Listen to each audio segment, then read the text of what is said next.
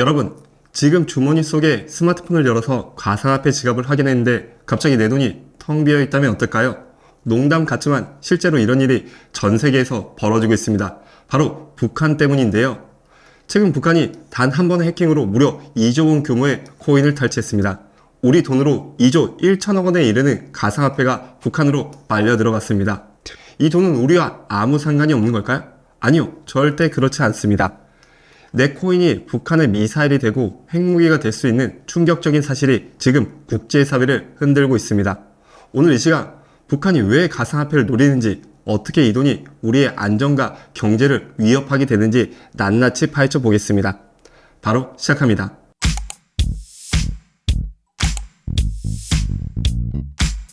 그렇다면 북한은 왜 많은 돈벌이 중에서도 가상화폐를 목표로 삼았을까요? 이유는 아주 간단하면서도 무서운데요. 북한은 현재 국제사회의 강력한 경제 제재를 받고 있습니다.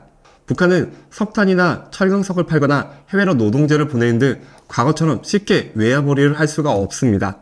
돈줄이 완전히 막힌 북한 입장에서는 새로운 돌파구가 절실했죠. 바로 이때 북한의 눈에 띈 것이 가상화폐였습니다. 비트코인이나 이더리움 같은 가상화폐는 기존 은행 시스템을 완전히 우회할 수 있고 현금으로 바꾸는 과정만 잘 처리하면 자금의 출처를 쉽게 숨길 수 있었거든요. 그뿐만 아니라 전 세계 수많은 투자자들이 가상화폐 시장에 몰려들면서 그 규모가 폭발적으로 커지고 있었죠. 북한 입장에서는 딱 좋은 먹잇감이 나타난 거죠.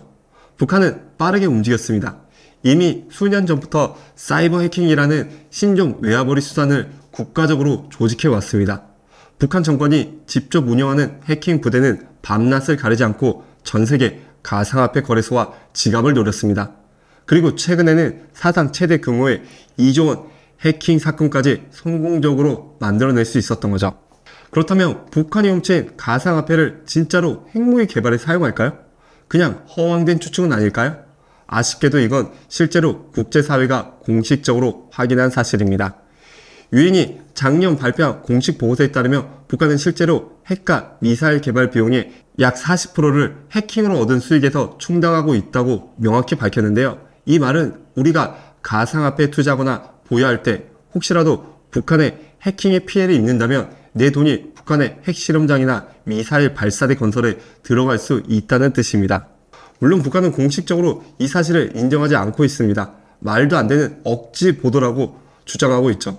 하지만 미국 FBI와 수많은 국제 보안업체들이 북한의 자금 이동 경로를 철저히 추적한 결과 해킹으로 얻은 돈이 북한의 국방 예산으로 쓰이는 것이 거의 확실하다고 보고 있습니다. 즉, 우리가 관심을 가져야 하는 이유는 분명합니다. 북한이 가상화폐 해킹을 통해 벌어들인 돈은 결국 우리 모두의 안보를 위협하는 무서운 결과로 이어질 수 있기 때문이죠.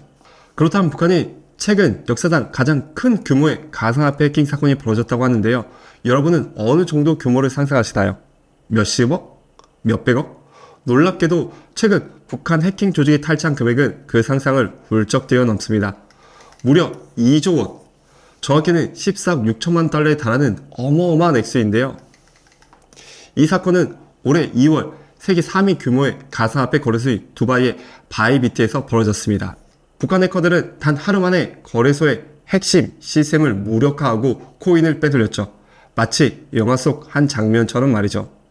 이번 사건이 특히 충격적인 이유는 이 금액이 역사상 단일 해킹 사건으로는 가장 큰 규모였기 때문입니다. 2조 원이면 북한의 1년 동안 사용하는 전체 국방 예산과 거의 맞먹는 금액입니다. 즉, 북한이 단 하루 동안 클릭 몇 번으로 전쟁에 쓸 1년치 돈을 벌어들인 것이나 마찬가지라는 이야기죠. 얼마나 심각하고 거대하고 많은 돈이 해킹되는지 체감되시나요? 이쯤 되면 궁금한 점이 하나 생기는데요. 도대체 어떻게 북한 해커들은 이런 엄청난 금액을 눈 깜짝할 사이에 훔칠 수 있었을까요? 바이비트는 세계 3위 규모의 가상화폐 거래소로 보안이 철저하다고 알려진 곳 중 하나였는데 말이죠. 이 부분이 더욱 충격적일 수밖에 없는데요. 이 사건의 핵심은 사회공학적 피싱 공격이었습니다. 북한 해커 조직 라자루스는 바이비트의 내부 직원들에게 직접 접근했습니다. 이메일이나 메신저를 통해 긴급 보안 업데이트입니다 또는 급여 인상 관련 자료입니다 같은 자연스러운 메시지를 보낸 것이죠. 그리고 내부 직원 단 한 명이라도 이 링크를 클릭한 순간 북한의 악성 코드가 바이비트 전체에 설치가 됩니다. 결국 이 악성 코드는 거래소 내부의 가상화폐 지갑 주소를 해커의 지갑 주소로 몰래 바뀌어버리게 되죠. 바이비트는 이 사실을 전혀 모른 채 자다 지갑으로 보낸 줄 알고 비트코인을 마구 송금한 거예요. 그런데 그 비트코인을 결국 해커들의 지갑으로 보내지고 있었던 거죠. 또 놀라운 점은 북한의 이런 공격 방식이 최근 몇 년간 엄청나게 진화했다는 사실입니다. 초기의 피싱 공격은 약간 어색한 문장이나 이상한 이메일 주소 때문에 쉽게 눈치챌 수 있었다고 해요. 하지만 최근 북한 해커들은 AI 기술까지 활용해 거의 완벽한 수준으로 위장을 한다고 합니다. 실제로 거래소의 CEO나 관리자를 완벽하게 복제한 딥페이크 영상까지 활용한다고 하죠. 예를 들어 여러분이 상사가 갑자기 카톡이나 메일로 영상을 보내는 거예요. 내가 지금 밖에 있어가지고 이 긴급한 메일을 확인하지 못하고 있는데 이거 빨리 확인해서 처리 좀 해줘요 라고 실제 얼굴과 음성이 관리자나 CEO로 아주 유사하게 송출이 되는 거죠. 이렇게 받은 메일 주소가 있다면 당연히 여러분의 상사가 CEO가 명령하는데 바로 빨리 확인해서 업무 처리를 하지 않겠어요? 바로 이런 점에서 이번 2조 원의 강탈 사건은 단순히 큰 금액을 훔친 사건이 아니라 북한의 해킹 기술의 위험성을 전 세계에 다시 한번 알린 충격적인 계기가 되었습니다. 자, 그렇다면 현재 이 2조 원은 어디로 사라졌을까요? 북한 해커들이 이 큰 돈을 훔친 것도 놀랍지만 더 놀라운 것은 이 엄청난 액수가 마치 안개처럼 흔적도 없이 사라지고 있다는 사실입니다. 해킹이 일어난 직후 미국 FBI와 국제보안업체들은 즉시 자금 추적을 시작했습니다. 그런데 북한 해커들은 처음부터 철저히 준비가 되어 있었죠. 탈취한 이더리움을 즉시 비트코인과 여러 소형 가상화폐로 분산시켜 버립니다. 탈취한 돈을 한꺼번에 보관하면 추적이 쉽기 때문에 북한은 최소 2만 개 이상의 작은 지갑으로 나눠 분산시켰습니다. 심지어 북한은 여기서 그치지 않았어요. 이 소형 지갑들로 분산된 코인들을 다시 한번 여러 암호화폐 거래소와 지갑 사이에서 복잡하게 섞는 이른바 믹싱 서비스라는 방식을 취하기 시작했습니다. 이렇게 코인이 여러 차례 섞이면 최초 출처를 거의 찾아낼 수 없게 되죠. FBI가 수개월째 북한의 돈을 쫓고 있지만 벌써 20% 이상은 아예 추적이 불가능한 상태가 되어버렸다고 발표한 상태죠. 북한 해커들은 이런 치밀한 계획으로 2조 원은 이미 국제사회에 손길이 닿지 않는 암흑 속으로 사라져 가고 있습니다. 자, 지금까지 북한이 어떻게 2조 원의 엄청난 규모로 해킹했는지 살펴보았는데요. 북한은 잘 알려져 있지 않지만 전 세계에서 가장 교묘하고 치밀한 자금 세탁 방식을 잘 활용하는 나라로 알려져 있는데요. 도대체 왜 북한이라는 궁금증이 들 수 있겠지만 이유는 명확합니다. 북한은 과거부터 다양한 불법적 방법을 통해 돈을 벌어왔습니다. 처음에는 위조 달러나 지폐를 만들어 유통시키기도 했고 담배나 의약품 밀수 같은 전통적인 불법 거래도 오랜 기간 활용해왔죠. 그런데 이런 방식은 국제적인 감시망에 걸리기 쉽고 무엇보다 위험이 컸습니다. 북한 입장에서는 이 위험을 최소화하면서 최대한 큰 돈을 만질 수 있는 새로운 방법이 필요했던 거죠. 고심하던 북한에게 바로 새로운 방법이 생긴 게 가상화폐였습니다. 가상화폐는 국경도 없고 국가별 금융시스템에 얽매이지도 않으며 무엇보다 그 익명성이 최대 강점이었죠. 북한은 바로 이러한 특징을 최대한 악용하여 해킹을 하였고 이런 철저한 자금 세탁 과정을 거쳐 국제사회 감시망을 교묘하게 피하고 있었던 것입니다. 북한이 탈취한 가상화폐는 이렇게 복잡한 과정을 거쳐 순식간에 출처를 알 수 없는 좀 더 세부적으로 어떻게 이런 일이 가능했는지 구체적으로 알아보겠습니다. 북한의 돈 세탁이 가능한 첫 번째 이유는 바로 분산 저장입니다. 북한 해커들은 탈취한 큰 액수의 코인을 수천, 수만 개의 작은 지갑으로 쪼개서 나누기 시작하죠. 이렇게 하면은 한 곳에 돈을 추적하는 게 거의 불가능해지죠. 이렇게 북한의 돈 세탁의 기본 원칙 첫 번째는 흔적 지우기의 첫 번째 단계죠. 그 다음으로는 북한은 믹싱 서비스라는 방법을 이용합니다. 믹싱 서비스는 쉽게 말해 여러 지갑에서 들어온 돈을 마치 믹서기처럼 뒤섞어 최초의 출처를 아예 감춰버리는 방식이에요. 이 과정에서 수백, 수천 개의 거래가 무작위로 생겨나게 되죠. 돈의 최초 출처를 찾기가 점점 힘들어지는 거죠. 북한이 여기서 그친다며 보안업체들이 노력하면 언젠가 찾아낼 수 있었을 텐데 참 못된 일에는 아주 도 같았어요. 북한의 세탁 방법은 여기서 한 발 더 나아가 더 복잡해지기 시작합니다. 세 번째로 북한은 다시 소형 코인들, 예를 들어 솔라나나 아비트럼 같은 비교적 덜 알려진 알트코인으로 변환합니다. 이렇게 하면 자금 흐름을 추적하는 국제 수사기관들은 작업은 더욱더 까다로워지고 복잡해지게 되죠. 여러 국가의 금융기관과 보안 전문가들은 협력을 해도 그 흐름을 쫓는데 상당한 시간과 자금을 소모하게 되는 것이죠. 이 모든 복잡한 과정을 통해 북한이 탈취한 2조 원은 국제수사망에 걸리지 않고 유유히 빠져나가게 됩니다. 하지만 이렇게 완벽한 돈 세탁을 하더라도 그 돈은 바로 북한 내부로 즉시 들어갈 수 없습니다. 왜냐하면 북한은 국제적으로 이미 강력한 경제 제재와 감시를 받고 있기 때문이죠. 그래서 북한이 선택하는 마지막 자금 세탁 단계는 바로 타국에서의 현금화입니다. 북한이 이런 불법 자금을 현금화하는 국가들은 따로 있는데요. 바로 금융 규제가 느슨한 제3세계 국가들입니다. 특히 최근 주목받고 있는 것이 동남아시아와 아프리카입니다. 북한은 캄보디아 같은 나라에서 지하 금융조직과 비공식적으로 장외거래 OTC를 통해 브로커들에게 수수료를 주고 돈을 현금화하는 작업을 합니다. 일반적인 국가들이 이런 현금화를 도와준다며 금융 제재를 같이 받기 때문에 하지 않지만 캄보디아 같은 국가들은 금융 시스템은 규제나 감시가 허술하고 불법 자금 세탁을 도와주는 브로커들이 넘쳐나죠. 북한은 해킹한 가상화폐를 이 지역으로 보내 현지에서 위조된 여권이나 신분증을 활용해 현금화를 거칩니다.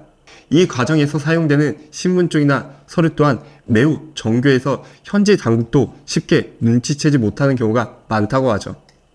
이 돈은 국제사회가 통제하기 어려운 현금으로 바뀌었고 북한은 이를 자유롭게 사용할 수 있게 되는 거죠. 이렇게 세탁된 자금은 북한 내부로 들어가 김정은 정권의 핵개발, 미사일 발사, 무기 구매, 심지어는 김정은과 그 측근들의 개인 사치품 구입에도 사용이 되는 거죠. 북한은 치밀하고 교묘한 자금 세탁 방식이 국제사회의 강력한 경제 제재를 무력하고 있다는 점에서 이 문제가 얼마나 심각한지 알 수 있는 대목인 것 같습니다.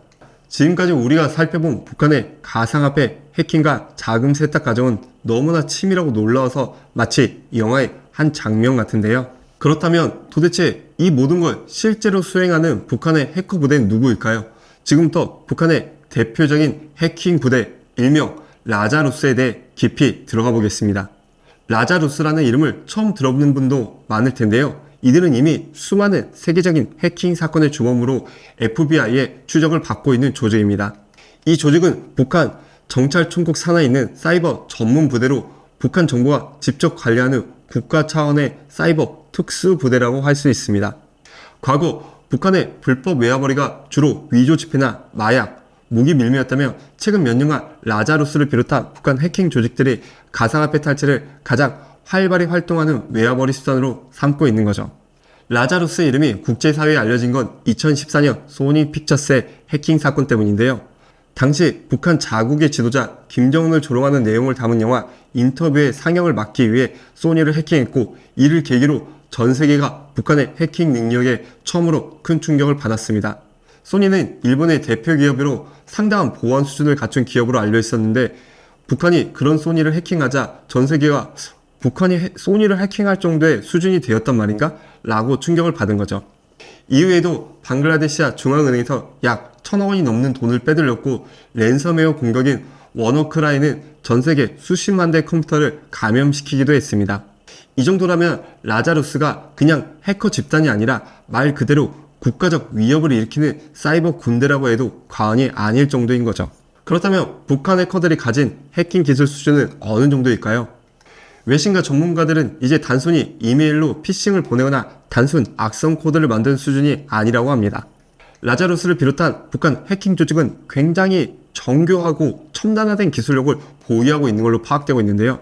최근 미국 FBI와 국제 보안 전문가들의 보고서에 따르면 북한의 해커들은 일반적인 해커들보다 훨씬 더 교묘하고 첨단화된 방식으로 해킹을 진행한다고 합니다. 북한 해커들이 주로 쓰는 기술 중 가장 유명한 건 사회공학적 해킹인데요. 이는 사람의 심리나 약점, 보안의 허점을 교묘히 노려 내부 시스템에 침투하는 방법이죠. 이메일 피싱, 딥페이크 영상 등 첨단 기술을 활용해 내부 직원들을 속이고 기업 시스템을 장악하는 방식을 자주 씁니다. 심지어 최근에는 인공지능 AI 기술까지 적극적으로 활용하고 있죠. AI를 이용한 딥페이크 기술로 기업의 대표나 관리자 영상통화 또는 영상 메시지를 발송하는 이메일을 만들어 악성 코드 링크를 클릭하게 만들어 직원들을 속이고 기업의 기밀 자료나 시스템 접근 권한을 빼앗는 방식을 사용하죠. 이런 정교한 기술을 이용하며 사실상 지금의 보안 시스템은 완전히 무력화될 수밖에 없습니다.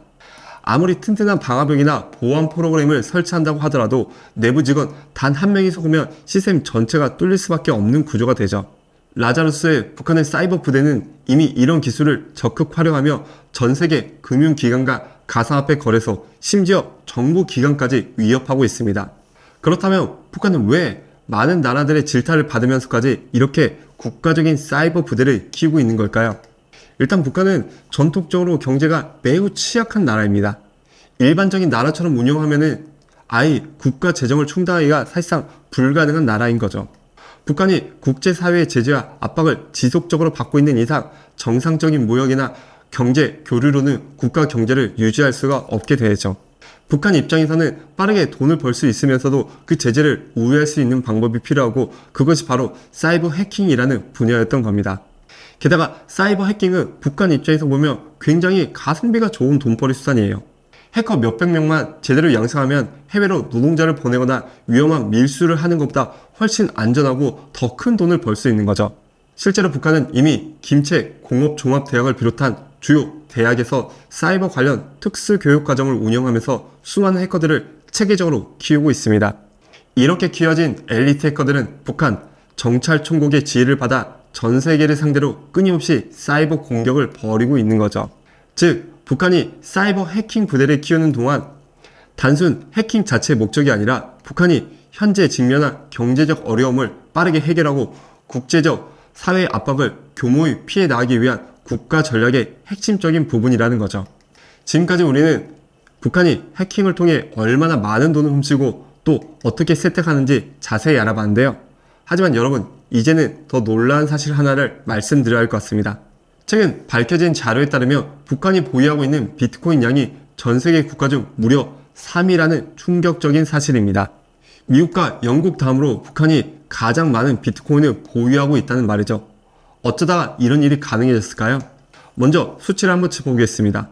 국제보안기관들의 블록체인 분석업체에 따르면 현재 북한이 보유하고 있는 비트코인은 약 11억 4천만 달러, 우리 돈으로 1조 6천억 원이 넘습니다. 미국이 약 19만 개의 비트코인을 보유하고 있고 영국이 약 6만 개의 비트코인을 보유하고 있는 것과 비교하며 북한은 약 1만 3천 개의 비트코인을 보유하고 있죠.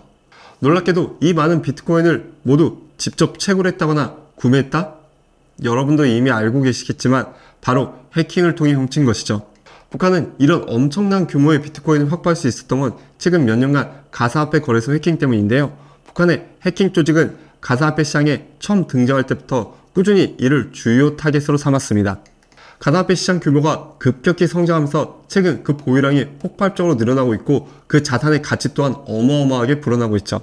특히 최근 몇 년 동안 연이어 발생한 대형 해킹 사건들을 통해 북한은 그야말로 엄청난 양의 비트코인을 축적할 수 있었습니다. 더 큰 문제는 단순히 북한이 비트코인을 가장 많이 가지고 있다는 것이 아닙니다. 북한이 이 비트코인으로 얼마나 쉽게 북한의 불법적인 활동으로 이어질 수 있는지가 진짜 문제인데요. 북한의 보유한 비트코인을 철저한 국제적 금융 규제를 피할 수 있도록 관리됩니다.